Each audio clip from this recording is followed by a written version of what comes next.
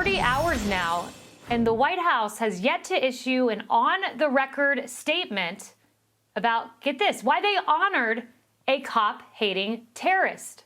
Transgender Day of Remembrance was Monday, so naturally, the Biden White House felt they needed to make a statement. Today, on Transgender Day of Remembrance, we grieve the 26 transgender Americans who were killed this year. Now, the White House didn't list the 26 individual names, but the number matches a list drawn up by the Human Rights Campaign, which highlights, you guessed it, 26 trans and non-binary people who were killed this year. And wouldn't you know it, one name on that list stood out to the Primetime team. Manuel Taryn, also known as Tortuguita, the cop-hating, queer, non-binary member of Antifa in Atlanta. His group is called the Forest Defenders, and they violently wreaked havoc all across Atlanta in the name of protecting the forest from a new police training facility. Tortuguita was killed during a standoff with state troopers in January after he shot and injured an officer.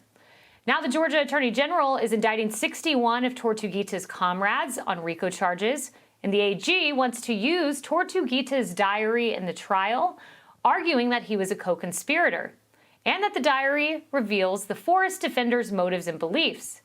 In his diary, Tortuguita often refers to cops as KKK, and on one page he says, quote, F12.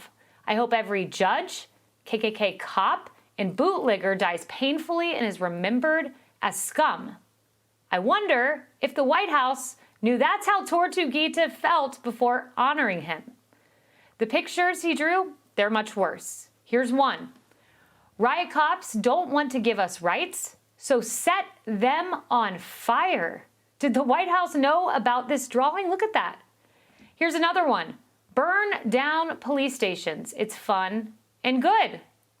Tortuguita also thinks running over cops is fun, and they want to honor this guy. Again, the White House will not issue a statement about the list, so we are left to assume one of two things. Either the White House knew Manuel Taryn is a cop shooting terrorist and said, let's honor him anyway, or they didn't do their due diligence. And if they can't vet a list of 26 people, how can we expect the Biden administration to vet all the migrants pouring across our border every day? Vivek Ramaswamy is a 2024 presidential candidate. Thank you for joining me. Vivek, what do you think about this? Well, look, I think it's embarrassing that they didn't do some basic due diligence. They're so beholden to identity politics in Transgender Remembrance Day that they actively took on somebody who is not only critical of cops, but shooting at cops and actively calling for killing cops. So I think that's wrong. And I think that the only question, Kaylee, is did they actually know and just cast such a blind eye to it that they don't care? Or was this a callous mistake? And so I'll give them the benefit of the doubt.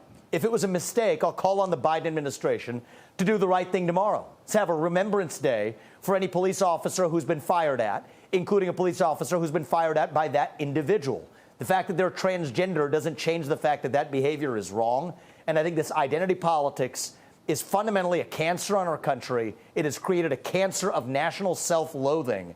And the fact that you have a U.S. president celebrating it is part of why we have this culture of national pride in the United States.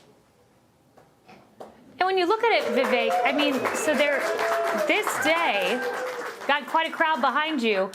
Transgender Remembrance Day, I want to cite a statistic for you. This is from the Washington Times. When you look at the transgender community and you divide out the numbers, there's one homicide rate per every 100,000, well below the overall U.S. homicide rate. So it's just virtue signaling, identity politics, it seems. It's even worse than virtue signaling, Kaylee. In the name of protecting against a tyranny of the majority, which was the basis of this identity politics nonsense, we've created a new tyranny of the minority. That's what's happening in our country. And that tyranny of the minority is so strong that even somebody shooting at police officers or otherwise is now celebrated. It's wrong, and I won't apologize for that.